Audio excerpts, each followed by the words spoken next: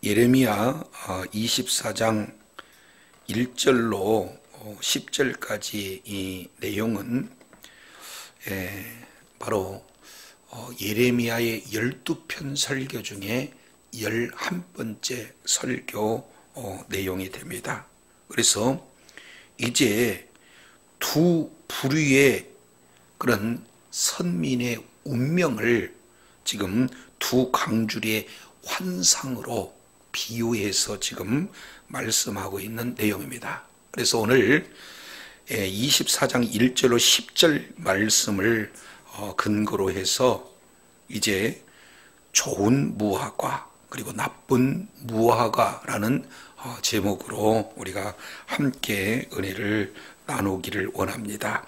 이제 24장 1절부터 3절까지 이 내용은 두 광줄의 환상을 보여주고 있고, 그리고 이제 4절부터 7절까지 이 내용은 좋은 무화과가 무엇인가, 그리고 이제 4장 8절부터 10절까지는 나쁜 무화과가 무엇인가 하는 내용을 우리 주님께서 환상을 보여주고 그 환상을 해석해 주시는 그런 내용들이 소개가 되고 있습니다. 그래서 오늘 전체를 이끌어갈 수 있는 배경은 1절에 나와 있죠. 자, 1절 내용을 통해서 보면 바벨론 느부갓네살 왕이 유다 왕 여호야김의 아들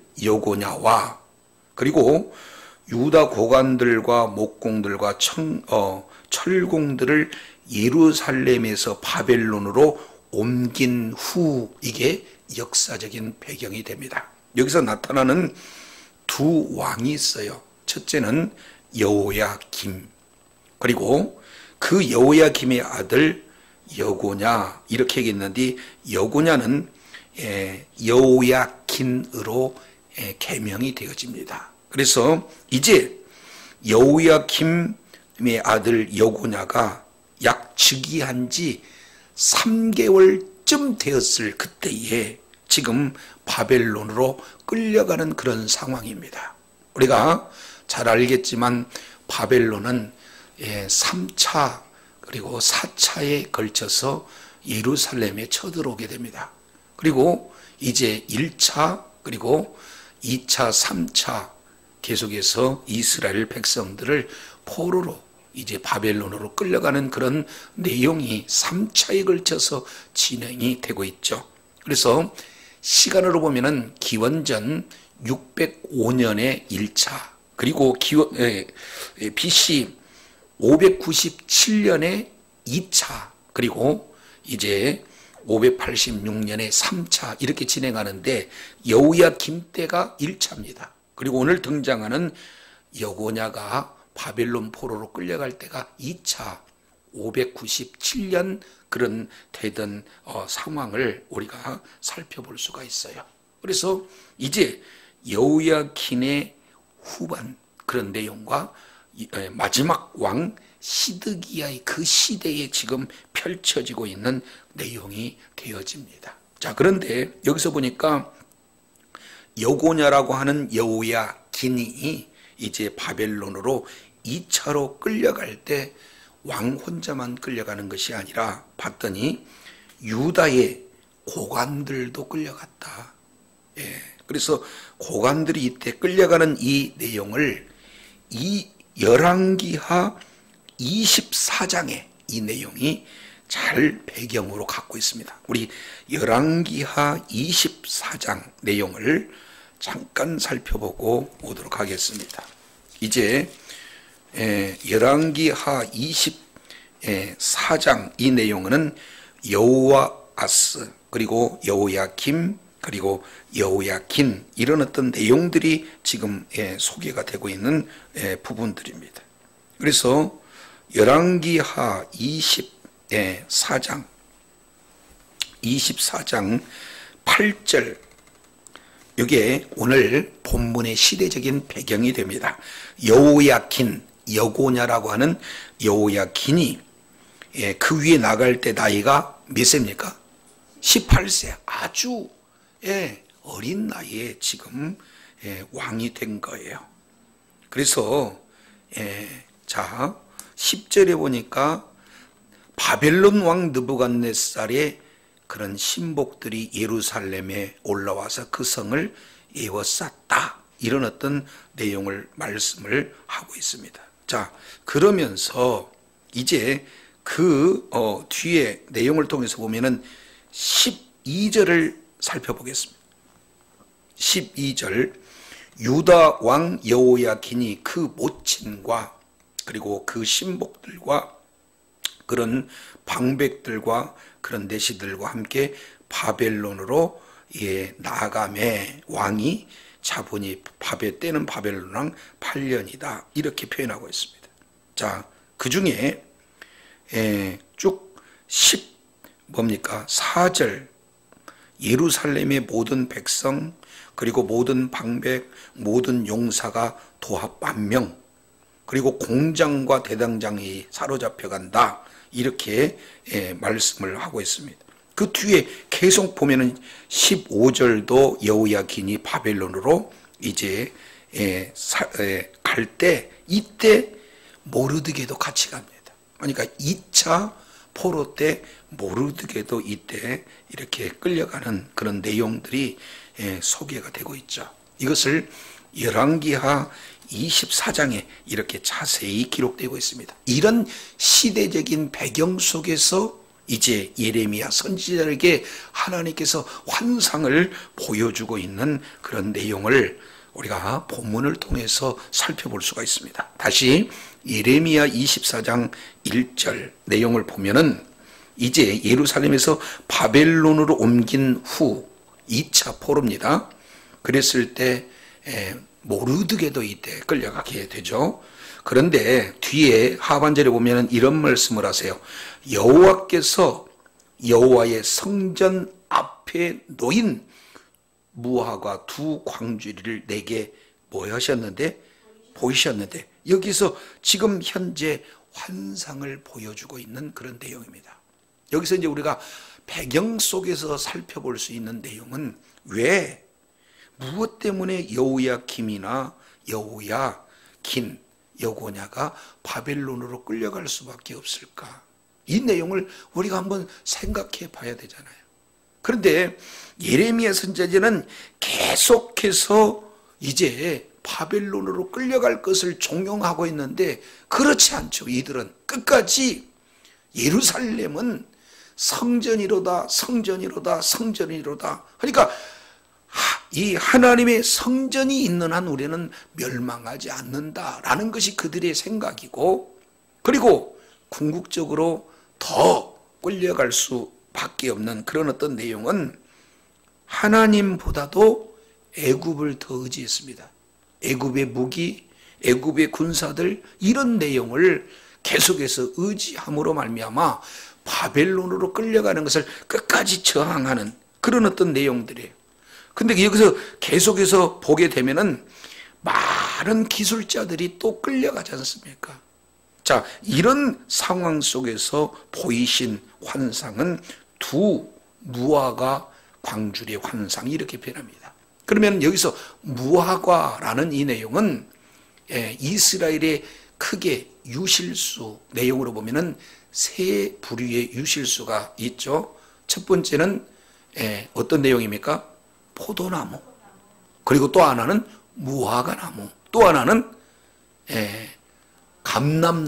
감람나무, 거기서는 기름을 이렇게 상징하죠. 그래서 3 나무는 이스라엘을 이렇게 상징하고 있는 그런 나무예요. 그러니까 지금 무화과 광주리를 보이는 것은 선민들에 대한 2 부류의 그런 어떤 모습을 이렇게 상징하고 있다. 이것을 우리가 살펴봅니다. 그러면은 이 2 광주리가 2절 내용을 보니까 이렇게 말씀하고 있어요.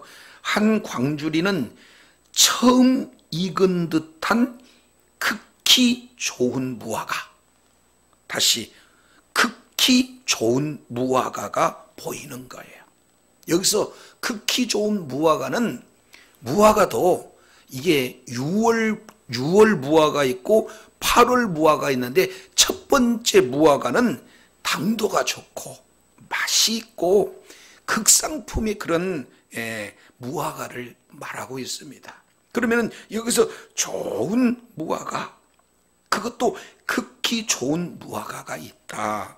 이것을 한 광주리에서 보여주고 남은 한 방주리는 나빠서 먹을 수가 없어요.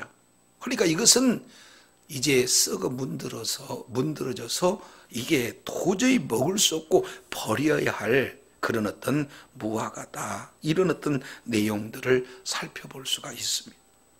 자, 그러면 이런 환상을 딱 보여주고 우리 하나님께서 예레미야에게 질문을 하세요. 3절 보니까 여호와께서 내게 이르시되 예레미야야 내가 무엇을 보느냐 이렇게 물어봤어요. 그랬을 때 내가 대답하되 무화과이온데 그 좋은 무화과는 극히 좋고 그 나쁜 것은 아주 나빠서 먹을 수 없게 나쁘나이다 이렇게 말씀하고 있어요.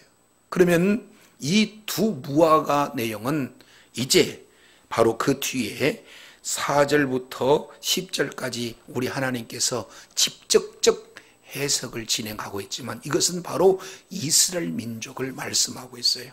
동시에 이제 이 시대를 살아가고 있는 저와 여러분의 모습을 그대로 보여주고 있습니다.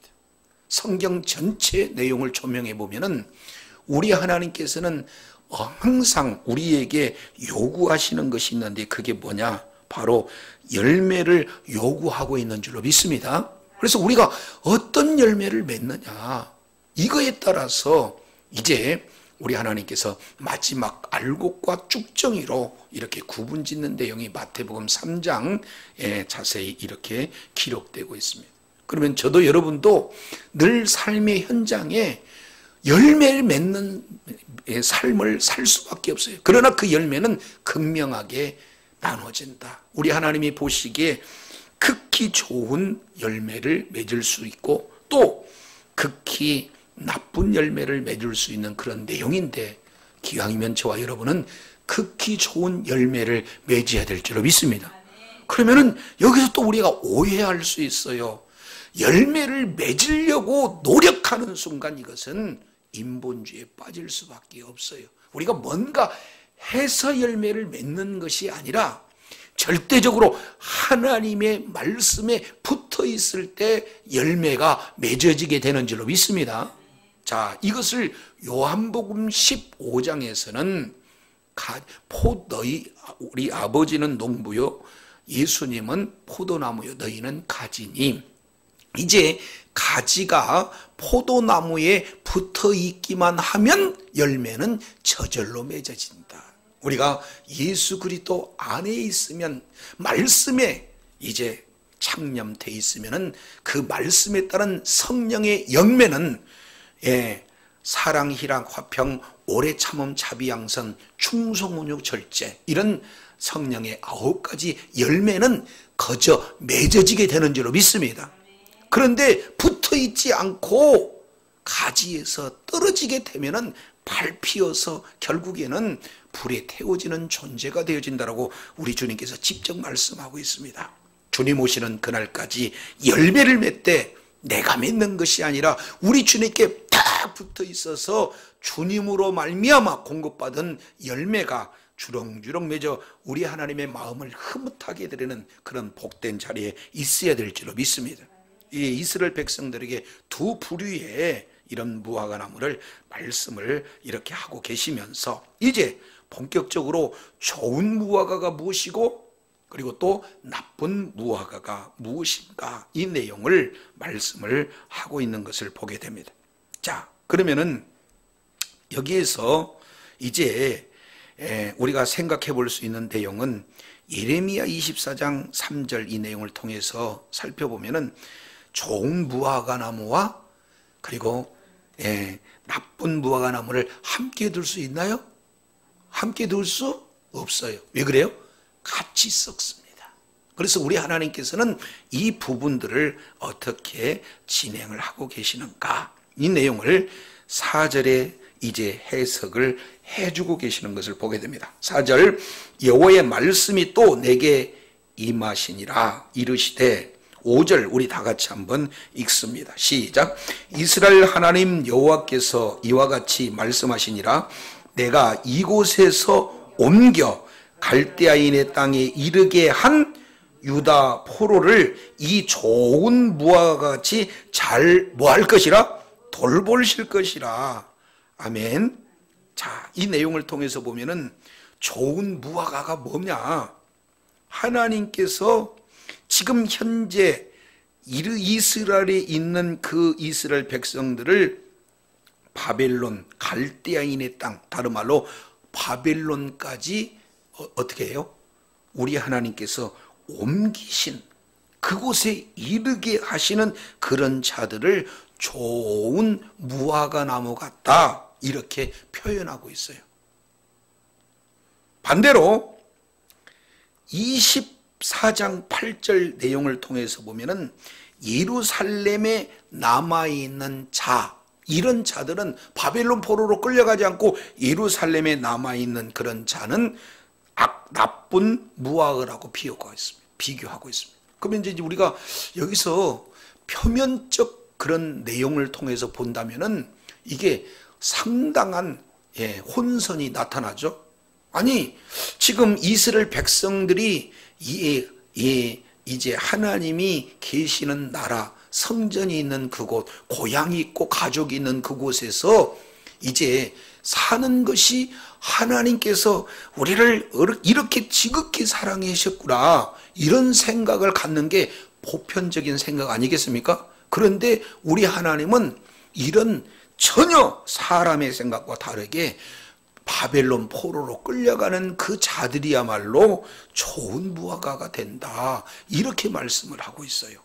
반대로 정말로 하나님께서 은혜를 주셔서, 하나님께서 축복을 주셔서 많은 사람들은 그 먼 곳으로 끌려가는데 우리는 이렇게 남아있다, 이 얘기는 하나님의 은혜를 입은 자요, 축복을 받은 자요, 이렇게 생각할 수 있는 그런 자들을 향하여 우리 하나님은 악한 무화과 광주리로 표현하고 있습니다. 그러면 왜 이런 일들이 일어날까? 그 뒤에 자세히 이렇게 살펴보면, 여기서 5절에 보면은, 자, 하나님이 말씀하시면서 그 다음에 중요한 주어를 말씀하고 있죠. 여기서 뭐라고 하냐면, 내가 이곳에서 옮겨 해서, 이곳은 예루살렘을 얘기합니다. 이곳에서 옮겨 갈대아인의 땅, 다른 말로 바벨론까지 이르게 한다. 그러면 하나님께서 특별히 골라가지고 바벨론 땅에 이렇게 이르게 하는 자들이다, 이렇게 표현해요. 왜 그래요? 좋은 썩은 무화과나무와 썩지 않는 무화과나무 과실이 함께 있으면 같이 썩는데, 썩기 이전에 어떻게 되는 거예요? 바벨론으로 따로 옮겨 이렇게 가게 되는 거죠. 그래서 그 일을 누가 하는 겁니까? 하나님께서 하신다.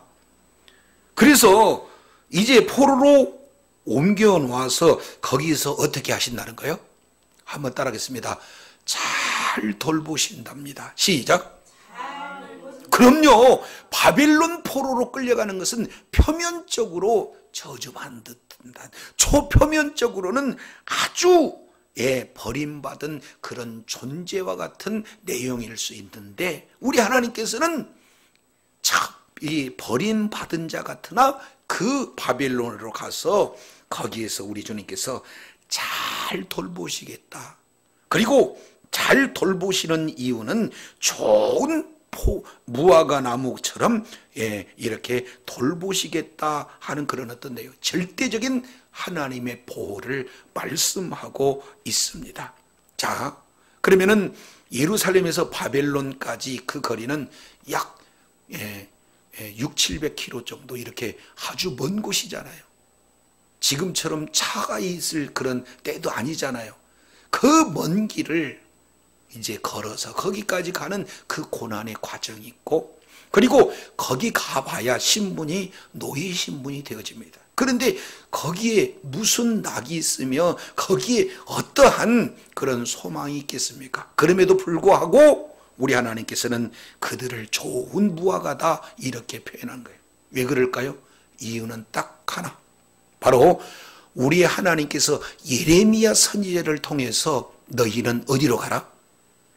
갈대아 땅 바벨론으로 가라 하는 그 메시지 내용에 그대로 순종했기 때문에 고난이 있고 겉으로 드러난 소망이 없는 땅이다 할지라도 우리 하나님의 말씀에 순종해서 이제 하나님의 말씀대로 이제 바로 순종하는 그런 자들을 좋은 무화과 나무 같다 이렇게 말씀하고 있습니다. 반면 악한 아주 나쁜 무화과 나무는 예레미야 선지자를 통해서 절대적으로 여기 남으면 안 된다. 애굽으로 가서도 절대적으로 안 된다. 그럼에도 불구하고 스스로 생각하기를 이제 어떻게 하는 겁니까? 이제 인본주의적인 그런 방법으로 어떻게든지 피해서 남으려고 하는 그런 어떤 내용. 왜 그렇습니까? 예레미야 시대의 거의 대다수 선지자들이 거짓 선지자들이에요. 그러니 거짓 메시지를 진행합니다. 여기에 하나님께서 보호하신다. 그리고 심지어는 바벨론 포로로 끌려가는 그 현장에서도 조만간에 이제 복귀 이렇게 돌아오게 할 것이다는 잘못된 사람의 마음만 이렇게 기쁘게 하는 하나님과 전혀 관계없는 그런 메시지에 그만 미혹되는 그런 자들이기 때문에 그렇습니다.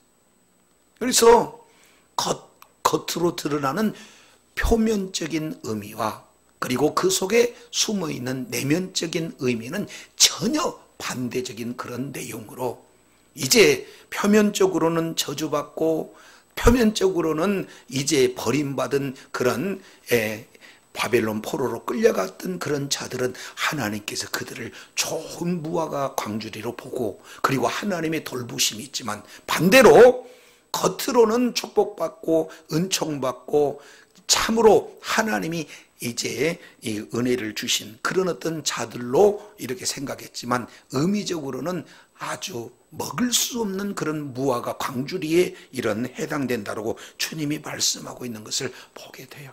그래서 저도 여러분도 환경 따라가는 것이 아니라 말씀을 따라가는 저와 여러분이 되어야 될 줄로 믿습니다.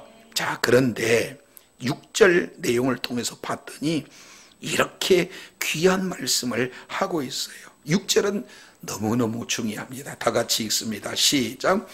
너희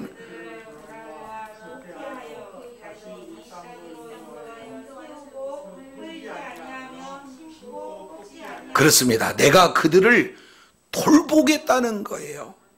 그리고 좋게 하겠다는 겁니다. 그리고 이 땅으로 인도하여 드리겠다는 거예요. 그래서 세우지 헐지는 않고 심기는 한데 뽑지는 않겠다는 거예요. 이게 하나님께서 약속하신 내용이에요. 이 말씀은 그대로 이루어지게 될 줄로 믿습니다. 자, 가나안 이제 이스라엘 백성들이 바벨론 포로로 가면은 나라를 잃어버렸잖아요. 보호할 수 있는 대상이 없잖아요. 그런데 우리 하나님은 그들만 보낸 것이 아니라 우리 하나님께서 함께 동행하신 줄로 믿습니다. 거기서 우리 주님께서 약속대로 지키시고 보호해 주실 줄로 믿습니다. 거기 가서 봤더니 끌려가는 사람 1차적으로 다니엘이 끌려가지 않습니까? 그러면은 우리가 다니엘서 내용을 통해서 살펴보면은 이제 2장, 이하 3장 이렇게 내용을 통해서 보면은 어떻습니까?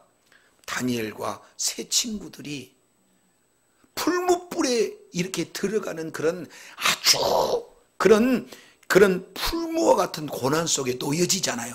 그랬을 때 그들이 죽습니까? 하나님께서 거기서 함께하여서 믿음을 지킨 그들에게 보호해 주십니까? 이것은 하나님이 약속하신 그대로를 지키시는 줄로 믿습니다. 그럼요. 다니엘서 6장 내용을 보면은 다니엘이 사자굴에 들어가잖아요. 그랬을 때 우리 하나님이 보호해 주시겠다, 너희를 좋게 해주겠다 하신 그 약속대로 참되신 하나님 여호와를 이렇게 신앙하는 순수한 믿음을 지킨 그들에게 우리 하나님께서 약속을 그대로 이루시는 줄로 믿습니다. 그래서 사자의 이빨 같은 환경, 풀무의 7배나 뜨거운 그런 환경 속에서도 사람으로 이해할 수 없는 그런 아주 나쁜 환경 속에서도 우리 하나님께서는 약속대로 지키시고 보호해 주신 줄로 믿습니다. 겉으로 보기에는 그들이 저주받은 것 같아요. 그들이 버림받은 것 같아요. 그런데 우리 하나님이 함께한 자가 바로 복을 받는 자인 줄로 믿습니다. 그래서 너희는 헐지 않고 세우겠다, 뽑지 않고 심겠다. 그래서 결국에는 다시 고토로 돌아오겠다. 그때까지 내가 너희를 보호하겠다 하는 것이 우리 주님의 약속이 되어지는 줄로 믿습니다. 그러면은 어떤 때 이런 일들이 일어날까? 자, 이게 오늘 전체 본문 중에 핵심 구절이 7절입니다. 우리 7절 다 같이 한번 읽겠습니다. 시작. 내가 여호와인 줄 아는 마음을 그들에게 주어서 그들이 전심으로 내게 돌아오게 하리니 그들은 내 백성이 되겠고 나는 그들의 하나님이 되리라. 할렐루야. 하나님의 놀라운 은혜가 여기에 그대로 적용이 되어 있어요. 자, 여기서 보면은 내가 여호와인 줄 아는 마음을 그들에게 뭐 하겠다는 거예요? 주겠다는 겁니다. 그래서 이 내용을 자세히 우리가 살펴보게 되면은요, 고난은 고난으로 끝나는 게 아니라 고난 속에서 하나님의 은혜가 회복이 돼요. 고난 속에서 하나님의 돌봄을 누리는 그런 은혜가 진행이 됩니다.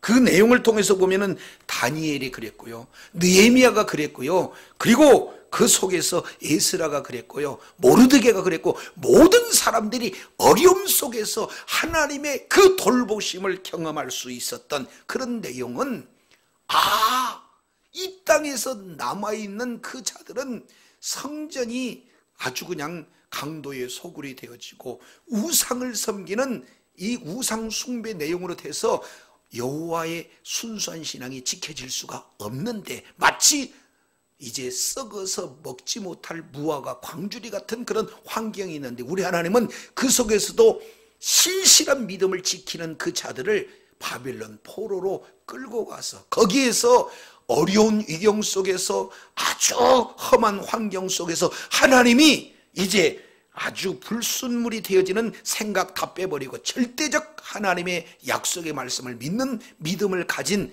다니엘과 같은, 모르드게 같은 그런 자들로 우리 하나님께서 다니엘 세 친구와 같은 그런 믿음으로 굳건히 우리 하나님께서 바로 이제 돌이키는 은혜를 주신 줄로 믿습니다.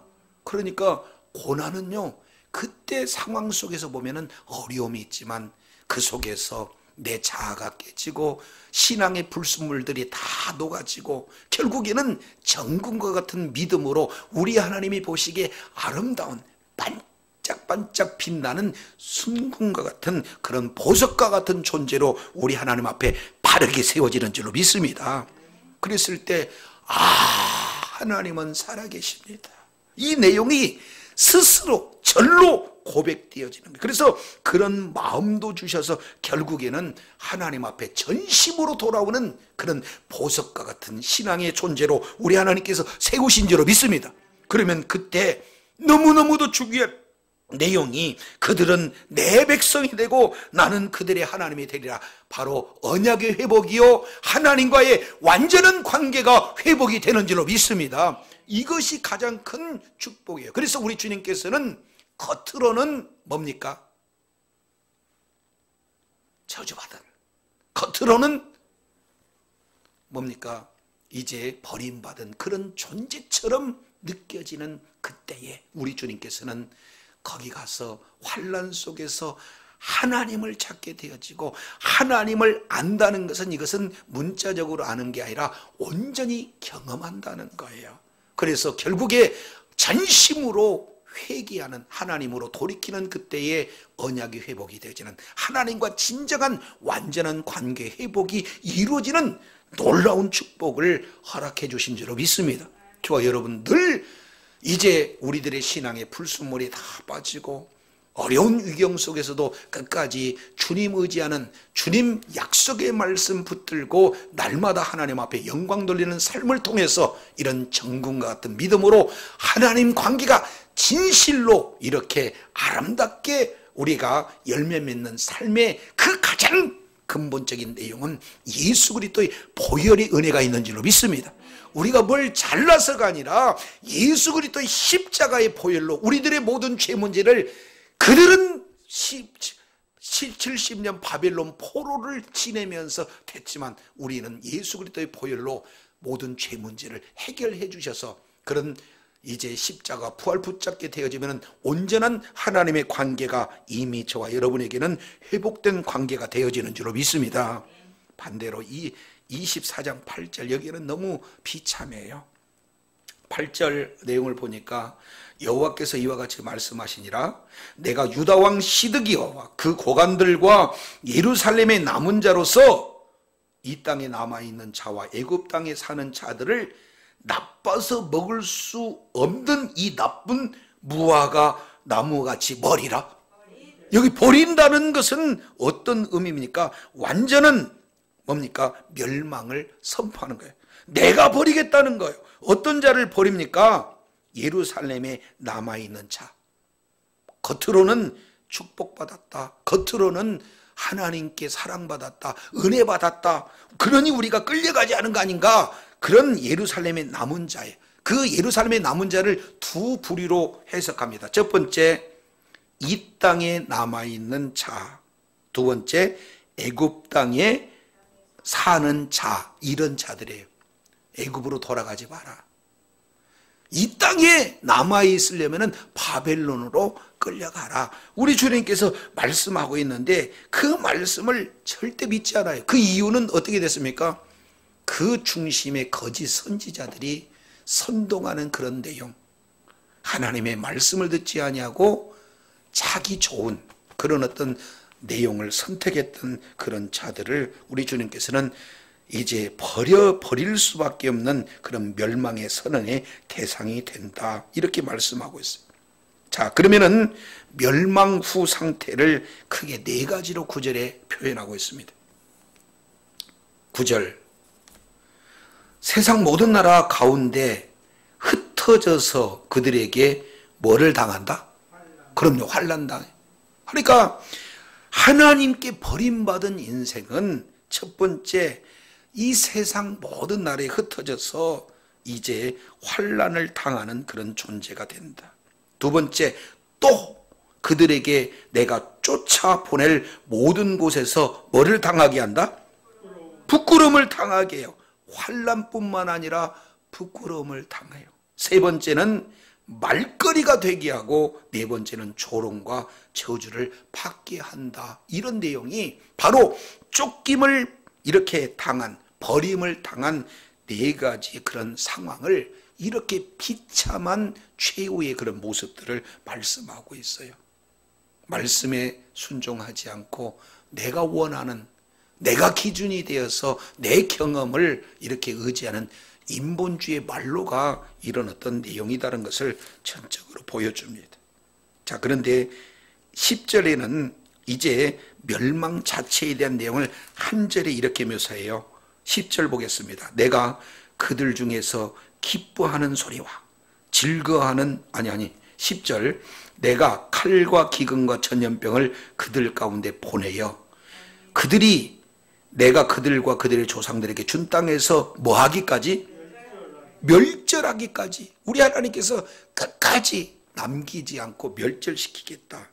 세 가지 도구죠. 첫째 칼, 두 번째 기근, 세 번째 전염병. 칼이라는 것은 전쟁을 얘기합니다. 이제 2차잖아요. 여호야긴 시대니까. 그러면은 그 다음에 시드기야의 때 완전히 이제 남유다는 끝나는 거예요. 이게 바벨론이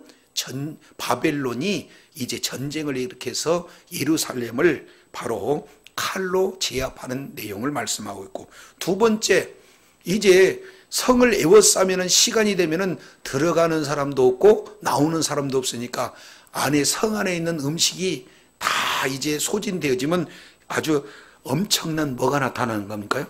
기근이 나타나요. 거기서 사람들이 많이 굶어 죽습니다. 그러면 그 시체를 또 어디다 할 수가 없으니까 전염병이 창궐해서 모두가 다 죽게 되는 그런 상황으로 놓여진다는 것이에요. 하나님 말씀에 불순종하는 이 최후의 모습을 이렇게 표현합니다. 우리 주님께서는 우리를 사랑하사 친히 하나님께서 인간의 모습으로 이 땅에 오셔서 우리들의 죄, 우리들의 모든 허물을 다 십자가에서 담당하시고 예수 믿으면 구원이다, 이런 메시지를 계속해서 전했음에도 불구하고 끝까지 이 말씀을 거부하는 모든 자들의 지옥의 참상은 실로 말할 수가 없게 되는 거죠. 오늘 이제 여호야긴 그리고 시드기야, 이 시대의 바벨론 2차 그리고 3차 이 내용이 바로 배경이 되어서 무화과나무 두 광주리를 이렇게 비교하는 그런 내용을 살펴볼 수가 있습니다. 그런데 바벨론 포로로 끌려가는 한 이런 내용을 좋은 무화과 광주리로 비유하고 있습니다. 이것을 성경은 뭐라고 하냐면 남은 자라고 표현해요. 다른 말로 렘넌트, 히브리어로는 레임마, 이렇게 표현하고 있습니다. 오늘 이 시대에도 남은 자가 있어요. 환경 따라가지 않고 사람의 여러 가지 조건 따라가지 않고 하나님의 말씀에 순종해서 따라가는 그런 자들은 이런 환경 속에서 우리 하나님께서 따로 구별시켜요. 그리고 어려운 환경 속에서 진정으로 하나님 앞에 돌이킬 수 있는 회개의 마음을 주기 위해서 하나님의 살아계심을 직접 드러내시죠. 그곳에서 하나님의 보호가 있고 그 하나님의 돌봄이 있고 그곳에서 하나님의 일하심을 경험하여 마침내 정금 같은 신앙으로 우리 주님이 회복시켜 주실 줄로 믿습니다. 따라서 우리 앞에 말씀을 붙들었는데도 고난이 있다. 그것은 반드시 그 고난 속에서 하나님의 회복의 메시지가 있는 줄로 믿습니다. 그래서 이제 신약성경 두 군데만, 우리 구약과 신약성경 번갈아 두 군데만 우리 찾아보도록 하겠습니다. 자, 시편 66편을 우리 한번 보겠습니다. 시편 66편. 시편 66편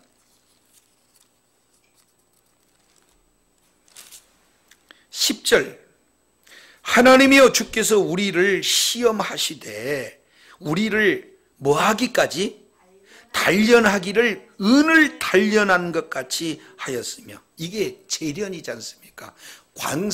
원석을 용광로에다가 이렇게 넣게 되면은 모든 불순물 하나하나가 다 빠져나가요.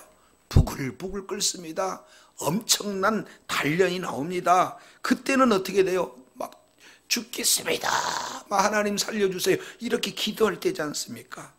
그래서 자, 은을 단련한 것 같이 하고, 심지어는 11절 우리를 끌어다가 뭐예요? 그물에 들게 하셔서 이제 꼼짝달싹도 못해요. 고기가 그물에, 새가 그물에 갇혀있는 그런 자유 없는 속박 상태까지 우리 하나님께서 이렇게 밀어넣으신다는 거예요. 세 번째, 어려운 짐을 우리 허리에다가 두요. 이것은 한 발짝 한 발짝 뛰는 그 자체가 너무 힘들잖아요. 아예 네 번째는 이렇게 표현합니다. 뭐라고 표현합니까? 우리 머리 위로 뭐예요? 사람들이 타고 가게요. 예, 더욱 가중되죠. 그래서 우리가 불과 물을 통행했다. 이건 사는 게 아니에요.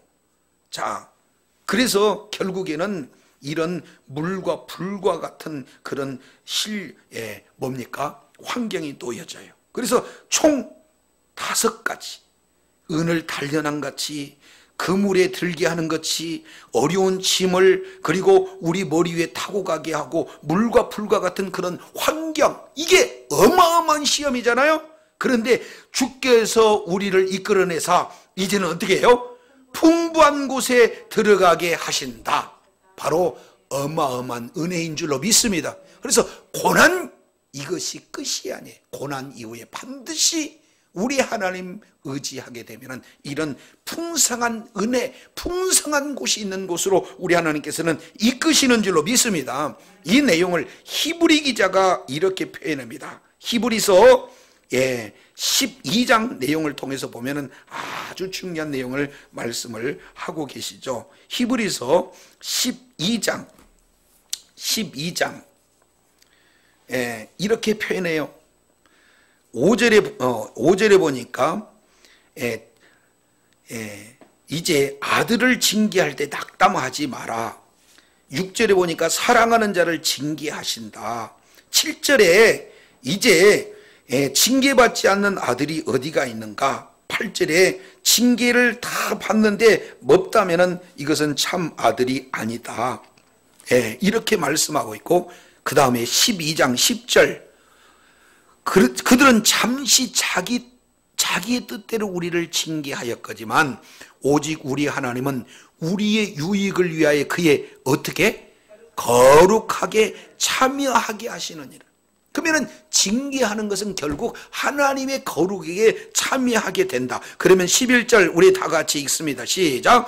무릇 징계가 당시에는 즐거워 보이지 않고 슬퍼 보이나 후에는 그로 말미암아 연단받는 자에게 의의 평강의 열매를 맺나니 할렐루야. 의의 평강의 열매를 가득 맺게 하겠다는 거예요. 지금 이스라엘 백성들이 일시적으로는 바벨론 포로로 끌려가요. 힘든 것 같아요. 버림받은 것 같아요. 그런데 끌려간 그곳에 하나님이 함께 하시고 하나님의 돌보심이 있고 하나님께서 하나님을 제대로 알 수 있는 그런 마음을 주어서 결국에 하나님께로 완전히 돌이켜서 하나님과의 관계가 온전히 회복돼서 아름다운 열매를 맺게 하는 놀라운 은혜를 주신 줄로 믿습니다. 주님 오시는 그날까지 우리가 지금 현재 일시적으로 어려움을 받고 힘든 일을 겪고 날마다 정말로 쓰러질 수 없는 밖에 없는 그런 환경에 놓였다 할지라도 낙심해서는 안 될 이유는 그런 환경 속에서도 주의 약속의 말씀 붙들고 날마다 믿음으로 걷는 그곳에 우리 하나님의 도우심의 손길이 있는 줄로 믿습니다. 하나님의 일하심을 경험하게 될 줄로 믿습니다. 그래서 날마다 의의 열매, 평강의 열매, 축복의 열매, 하나님의 놀라운 소망의 열매를 아주 가득 맞게 해서 우리 하나님 앞에 영광을 돌리는 복된 자로 우리 하나님께서 반드시 세우실 줄로 믿습니다. 주님 오시는 그날까지 이제 포도나무가 가지가 포도나무에 딱 붙어서 열매를 맺는 것처럼 어떤 환경 속이라도 주의 약속의 말씀 붙들고 그 말씀에 붙어 있어서 우리 하나님이 허락하신 모든 분복의 열매들을 가득 맺고 이 땅 산 가운데 풍요와 평안과 그리고 하나님 앞에 영광 돌리는 축복의 자녀들 다 되시기를 예수 이름으로 축원합니다. 기도하겠습니다. 거룩하신 하나님 감사합니다. 오늘 또 말씀을 통해서 살펴보았더니 이제 두 부류의 인생, 좋은 무화과 광주리와 같은 아니면 나쁜 무화과 광주리 같은 그런 인생이 있다고 했습니다. 우리 하나님 이제 함께 할 수 없기에 오늘 또 이 시대의 남은 자 우리 하나님의 말씀을 붙들고 언약을 붙들고 끝까지 주의 말씀에 신뢰하는 그 자를 우리 하나님께서 반드시 들어 쓰시되 어려운 위경 속에서도 도우시고 그런 환경 속에서도 주님을 깊이 만나서 진정으로 하나님 앞에 돌이키는 그로 말미암아 완전한 하나님의 언약 관계가 회복되어서 살아계신 주님으로 말미암아 아름다운 결실을 풍성히 맺는 축복의 길로 인도해 주신다는 사실을 다시 한번 일깨워 주신 것 감사합니다. 주님 오시는 그날까지 이미 임한 하나님 나라 가운데 허락하신 분복도 다 누리고 우리 하나님께 영광 돌리는 축복의 자녀들, 능력의 자녀들 다 되게 하여 주시옵소서.